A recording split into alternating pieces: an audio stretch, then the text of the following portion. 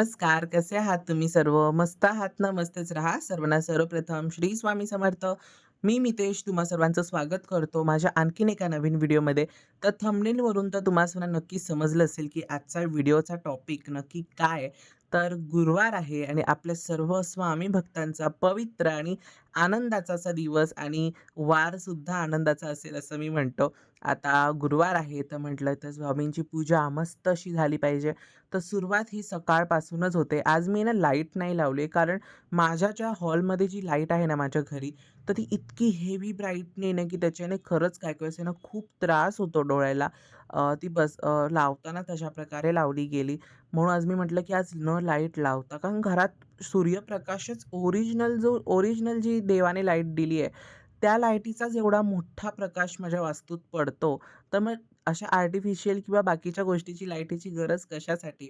तर विचार केला आज आपण जे आहे ना, तसं तुमच्या सर्वांसोबत शेअर करू.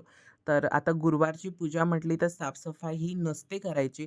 पण बाकीच्या वेळेस आता देव स्वच्छ करणं किंवा बाकीचं सर्व करणं हे मी गुरुवारीच करतो. बाकीचं घर जेव्हा मी म्हणजे आपली जी नेहमीची साफ असते रोजची, तर तशा प्रकारचं नाही, ते नाही करत. पण देवघर मात्र मला दररोज म्हणजे दररोज अशा प्रकारे मी याला थोडंफार ना असं त्याच्यावरती झाडलोट करावीच लागते. कारण एकतर ते ईशान्य कोपऱ्यामध्ये आहे आणि अशी तिथे एक बघा एक खिडकी दिसत असेल तुम्हाला मोठी, तर ती त्या साईडला आहे. तर त्याच्यामुळे धुळा खूप येतो, धूळ खूप असते. त्याच्यामुळे मला अख्खीच्या अख्खं मंदिर असं मस्त चकचकवावं लागतं.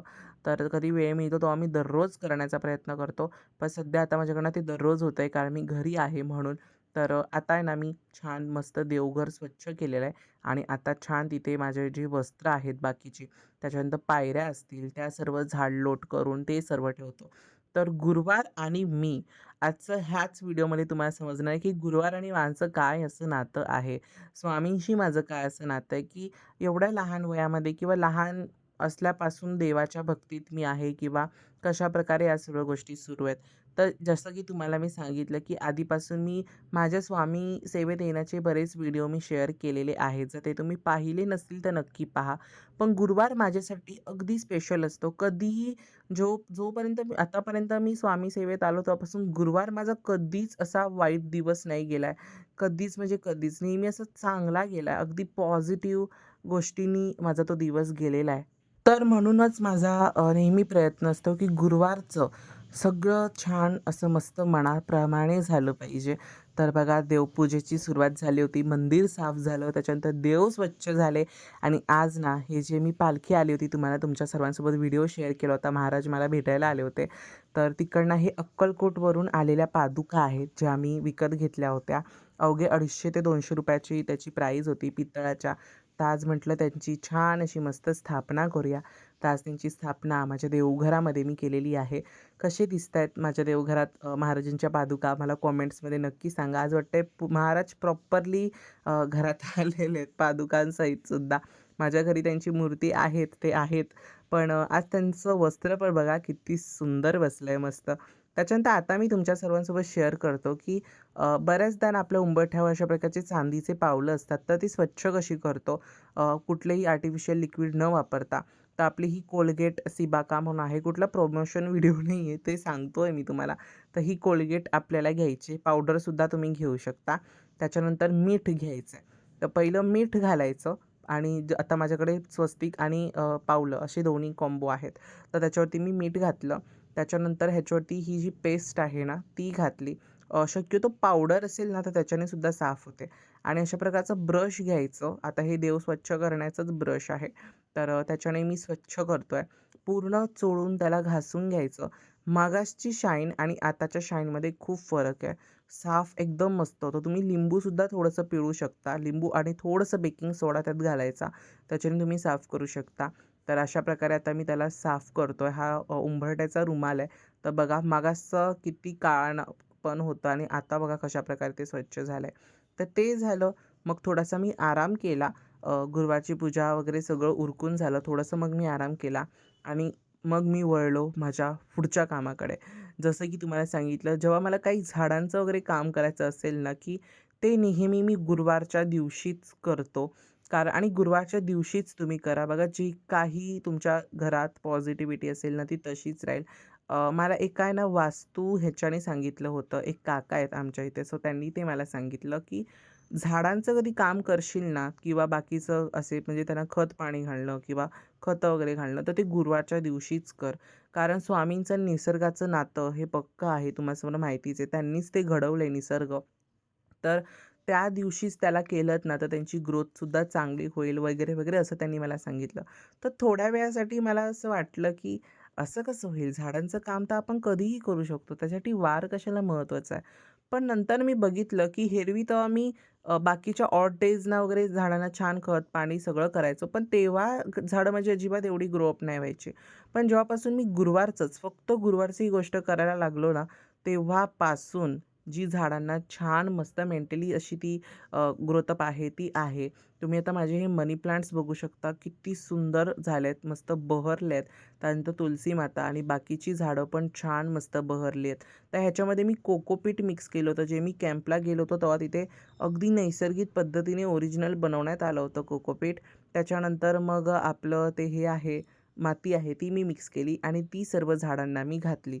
तर अगदी ईझी होतं. म्हटलं की गुरुवार दिवस आहे, छान मस्त करून टाकू आणि छान सर्वांना माती आणि कोकोपीट घातलं आणि अशा प्रकारे माझं झाडांचं पूर्ण काम झालेलं आहे. आता बघा जे विश्वास ठेवतील ते ठेवतील, पण ज्यांना विश्वास ठेवायचा आहे ते नक्कीच ठेवतील. ज्यांना नाही ठेवायचं ते लोकं नाही ठेवणार. शेवटी प्रश्न त्यांचा आहे की त्यांना काय करायचं आहे. तर असो, आता मला तर वाटलं की जे माझा जो पर्सनल रिव्ह्यू होता, तो मी तुमच्या सर्वांसोबत शेअर केला. आता तुलसी माता, त्याच्यानंतर मनी प्लांट्स बघा, मनी प्लांट्स खूप झालेले आहेत. मस्त 3-3 ठिकाणी मनी प्लांट्स उगवले आहेत. आता मी विचार करतो, की जी माझी हॉलची विंग आहे ना, तिथे सुद्धा मनी प्लांट्स छान हे करायचं. त्याच्यानंतर मी आता एक तुम्हाला सांगतो, की संध्याकाळी आता संध्याकाळ झालेली आहे, तर त्याच्यामध्ये ही आहे ना, नारायण वंदना म्हणून एक व्हिडिओ आहे. तर हे सांगत नाही, पण जे आहे ते तुम्हाला मी सांगतोय. नारायण वंदना म्हणून किंवा चॅनल प्रमोट वगैरे नाही करत आहे मी. पण नारायण वंदना म्हणून एकदा तुम्ही नक्की ऐका. खूप सुंदर, पॉझिटिव्ह आणि अगदी भारी वाटतं. असं वाटतं साक्षात नारायणांचा वास तुमच्या घरात होतो किंवा अगदी ती एक टिक लेव्हलला जाते एनर्जी असं मला वाटतं ते ऐकून. खूप सुंदर होतं. मला प्रचंड आवडलं आणि ह्याच्यामध्ये ना भाग आहेत. म्हणजे नारायण वंदना भाग 1, नारायण वंदना भाग 2 असे 2 भाग आहेत. आता सध्या संध्याकाळसाठी हे मी 2च भाग लावले होते. पण आता बाकीच्या ह्याच्यामध्ये मी ते शोधून नक्की लावेन. त्याच्यानंतर आता संध्याकाळ झाली आहे. जसं तुम्हाला मी सांगितलं गुरुवार आहे.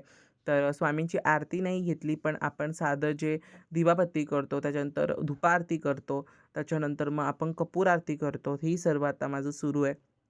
तर मला एक तुम्हाला एक खरंच गोष्ट खूप सांगायला आवडेल, की मला तुम्ही खूप जणं नेहमी कमेंट्स करता, की "तू लहान वयामध्ये छान देवपूजा करतो, सगळ्या गोष्टी चांगलं करतो." तर एका दादांचा मला प्रश्न होता, की "मितेश नक्की चांगलं कर्म म्हणजे काय?" हा मोठा प्रश्न त्या दादांनी मला विचारला. पण मी कोण असा ज्ञानी, सद्ज्ञानी किंवा असा बाबा वगैरे नाही, की मला सगळं ज्ञात असेल आणि ते तुम्हाला मी सांगेन. पण मला जे माहिती आहे चांगलं कर्म म्हणजे काय? तर चांगलं कर्म म्हणजे मी तुम्हाला सांगेन, की नेहमी चांगले राहा, चांगलं बोला, चांगलं ऐका, चांगलं करण्याचा प्रयत्न करा. स्वतःसोबत दुसऱ्याचंही चांगलं होईल हा विचार करा. देवाचं नामस्मरण करा. बस ह्यालाच चांगलं कर्म म्हणतात. आता बरेच जण म्हणतात आपण काय-काय गोष्टीमध्ये नेहमी चुकतो. आता मी सुद्धा चुकतो. असं नाही, की मला कधी राग येत नाही. मी देवपूजा करतो म्हणून मला राग येणार नाही. अजिबात नाही. जे देवपूजा करतात मला एक अशी व्यक्तीसुद्धा भेटली होती, जे लोकं मला बोलतात, कारण समोरचा जर चुकीचा असेल आणि आपण बरोबर आहोत, म्हणजे आपली काहीच चूक नाहीये त्या गोष्टीमध्ये, तर आपण का नाही बोलायचं समोरच्याला किंवा आपण का त्याला उत्तर नाही द्यायचं? बघा हे कलियुग आहे आणि कलियुगामध्ये खरंच समोरच्याला सडेतोड उत्तर देण्याची गरज ही असते आणि जर समोरचा आपल्याला काहीही समजून कसाही बोलत असेल, तर त्याचं कर्म त्याच्याकडे, आपलं कर्म आपल्याकडे. पण जास्त जर गोष्ट लिमिट आउट ऑफ क्रॉस जात असेल, तर त्यावेळेस बोलणं हे खरंच गरजेचं आहे. आणि मला तरी त्यावेळेस वाटतं, की ते आपलं वाईट कर्म नसेल, कारण त्यात आपली चूकच नाही आहे आणि जर आपली चूकच नाही तर आपण का बरं समोरच्याचं ऐकून घेऊ? तर हा माझा त्या बाबतीत विचार आहे. त्यांनी त्यामध्ये हे सुद्धा मला विचारलं होतं, की एखादी व्यक्ती आपल्याला जर नेहमी काहीतरी बोलते, वाईट साईड बोलते आणि आपण खूप सहन करतो, खूप टेक लेव्हलपर्यंत सहन करतो आणि नंतर एक वेळ अशी येते की आपल्याला आहे ना ती गोष्ट सहन नाही होत आणि आपल्याला आपोआप आपलं मन सांगतं की नाही तू थांब इकडे आणि जे आहे ते बोलून तू मोकळा हो, असं एक आपल्याला एक मन आपल्याला सांगतं. आणि ते बरोबरच आहे. म्हणजे मला असं वाटतं की ती खरंच गोष्ट बरोबर आहे. का आपण जर आपली चूकच नाहीये, तर आपण सहन नाही करायचं. जर आपली चूक नसेल, तर आपण अजिबात सहन नाही करायचं. जे तुम्हाला पटतंय, जे नाही पटत आहे, ते सरळ तुम्ही बोला. आता देवाच्या बाबतीत सुद्धा म्हणतील, की मोठे असतील आपल्या म्हणजे आपल्यापेक्षा जर ते मोठे असतील, तर मग त्यांना आपण कसं म्हणायचं? तर बघा, त्यावर माझा जो विचार आहे, तो मी तुम्हाला सांगतो. जर ते आपल्यापेक्षा मोठे असतील, तर ते आपल्याशी कधीच चुकीचं बोलणार नाहीत किंवा आपल्याला कधीही चुकीचं काही सांगणार नाहीत. जरी ते मोठे असून पण चुकीचं काही करत असतील, तर बोलत असतील, तर लहानग्यांनी सांगणं हे लहान मुलांचं कर्तव्य असतं किंवा लहान मुलांना सांगणं भाग पडतं. तर ह्याच्यावरती एकदा मी नक्की पूर्ण असा व्हिडिओ तुमच्या सगळ्यांसोबत शेअर करणार आहे. तर चांगल्या कर्मांबद्दल तर तुम्हाला मी सांगितलंच. त्याच्यात त्यांनी हे पण विचारलं होतं, की चांगलं कर्म अशा प्रकारे बिघडत नाही का? तर माझ्या ह्याच्याने तर मी उत्तर सांगतो, तर नाही. जर तिकडे तुमची चूक नसेल तर. जर तुमची चूक असेल, तर आपल्या निमूटपणे ऐकून घ्यायचं किंवा आपली चूक आहे, तर आपण माफी मागायची. ह्याला सुद्धा चांगलंच कर्म आपण म्हणता येईल. त्याच्यानंतर आता तुळशीकडे छान दिवा लावलेला आहे. सगळीकडे दिवाबत्ती झालेली आहे. छान देवाकडे दिवा लागलाय. खूप पॉझिटिव्हिटी राहते याच्याने घरामध्ये. खूप पॉझिटिव्ह वाटतं. त्याच्यानंतर ना संध्याकाळी छान मस्त धूप करतो. गुरुवार आहे, तर गुरुवारचा मी नेहमीच धूप करतो. आणि आता हे जे काही मी तुमच्या सर्वांसोबत कर्माबाबतीत बोललो, तर खरंच जे मला वाटलं ना मनापासून जेवढं मी वाचलंय किंवा जेवढं मला माहिती आहे किंवा माझ्या ऐकण्या बोलण्यात आहे, त्याच्यानुसार मला जे माझं पर्सनल ओपिनियन जे आपण म्हणतो, ते मी तुमच्या सर्वांसोबत शेअर केलेलं आहे. तर ह्याच्यामध्ये मी कोण ज्ञानी-ब्यानी असा कोण नाही आहे. मला काही असं हे नाही. पण जे वाटलं ते मी तुमच्या सर्वांसोबत शेअर केलं आणि आपलं पर्सनल ओपिनियन मांडणं हे गरजेचं सुद्धा आहे. त्याच्यानंतर आता धूप सगळीकडे फिरवतो म्हणजे स्वयंपाकघरात, उंबरठ्याकडे, त्याच्यानंतर देवाकडे, तुळशीकडे, सगळीकडे अगदी पॉझिटिव्ह आणि प्रसन्न वाटतं आणि अगदी सगळं गुरुवारचं घर ना अगदी स्वामीमय होऊन जातं. बघा किती पॉझिटिव्ह वाटतंय. फक्त लेपन केलेलं आहे, रांगोळी, त्याच्यानंतर देवाचं स्मरण आणि छान अशी स्वामींची भक्तिगीतं. बस एवढंच माझ्यासाठी आयुष्यात खूप आहे आणि त्यांची साथ माझ्यासोबत असणं खूप आहे. बाकी माझ्यासाठी काहीच नाही आहे.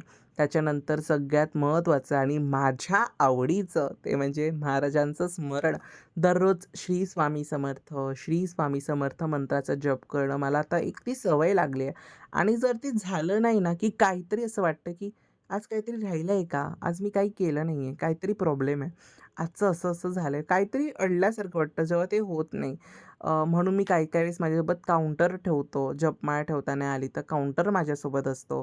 त्याच्यानंतर मग मी ऑनलाईन जप आहे तो करतो आणि त्याच्यानंतर अजून एक नवीन सेवा जी मी तुमच्या सर्वांसोबत शेअर केली, की नामस्मरण, लिखित नामस्मरणसुद्धा आता मी सेवेमध्ये ॲड केलेलं आहे. दररोजच्या पूजेमध्ये ॲड केलेलं आहे. तर ते सुद्धा माझं आहे. त्याच्यानंतर जप मी कशाप्रकारे करतो तुम्हाला सांगितलं. मधल्या बोटाने आपण मणी ओढायचा असतो. तर पहिलं ना मी आपला जो फर्स्ट इंडेक्स फिंगर आपण त्याला म्हणतो इंग्लिशमध्ये. तर त्या इंडेक्स फिंगरनी नेहमी जप करायचो कारण लहानपणापासून मी ते बघत आलो होतो. पण नंतर जशी सेवा करत गेलो, बाकीच्या सर्व गोष्टी करत गेलो, त्याच्याने आता मी मधल्या बोटाने म्हणजे जो आपला हायर बोट असतो, तर त्या बोटाने मग मी त्याला गुरुचा बोटसुद्धा म्हटलं जातं. तर मग त्याच्याने मी आता जप करतो. त्याच्यानंतर दुसरी सेवा माझी गुरुवारची संध्याकाळी असते, ती म्हणजे लिखित नामस्मरण सेवा. ती मी संध्याकाळी करतो. छान-छान स्वामींची गाणी लावतो मस्त. पद्मदा जोगळेकर म्हणा, त्याच्यानंतर अजित कडकडे म्हणा, त्याच्यानंतर लता मंगेशकर म्हणा, आशा भोसले म्हणा, ह्यांच्या सर्वांची स्वामींची गाणी आहेत. ती मस्त लावतो आणि नामस्मरण करत म्हणजे बोलत-बोलत ती गाणी बोलत-बोलत माझं इथे लिखित नामस्मरण सुरू असतं. त्याच्यानंतर ते एक स्वामींचं गाणं आहे, भिवू नकोस मी तुझ्या पाठीशी आहे, ते सुद्धा मी लावतो. त्याच्यानंतर मग पद्मजा जोगळेकरचं दत्त दिगंबर दैवत माझे हे एक सुंदर गाणं आहे, ते एक लावतो. त्याच्यानंतर नाही जन्म श्री नाही स्वामी नाम ते समर्थ. सुद्धा मी तर लावतो. तुम्हाला सर्वांना सर्वप्रथम श्री स्वामी समर्थ. आणि अजून एक आज आहे आपल्या सर्वांचा पवित्र असा वार गुरुवार. आणि आज मी तुमच्या सर्वांसोबत आजच्या ह्या व्हिडिओमध्ये माझं गुरुवारचं पूर्ण रुटीन कसं असतं संध्याकाळपर्यंत ते सकाळपासून काय काय असतं, गुरुवारचा दिवस आणि मी कसा असतो हे तुमच्या सर्वांसोबत मी शेअर केलेलं आहे आज. आणि खूप छान आजचा व्हिडिओ झालाय. आणि तुम्ही सर्वांना आवडला सुद्धा असेल ना, नक्की कमेंट्स मध्ये सांगा. कारण गुरुवार आहे, गुरुवारचा व्हिडिओ नक्कीच सर्वांना आवडेल.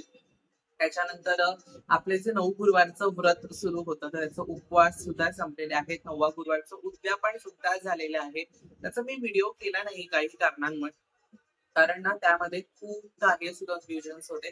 सो म्हणून मग मी व्हिडिओ केला नाही. पण विचार केला की काय माहिती असेल तर मी तुम्हाला ती सांगणारच आहे. असं नाही की सांगणार नाही. काय माहिती असेल तर नक्की सांगेन.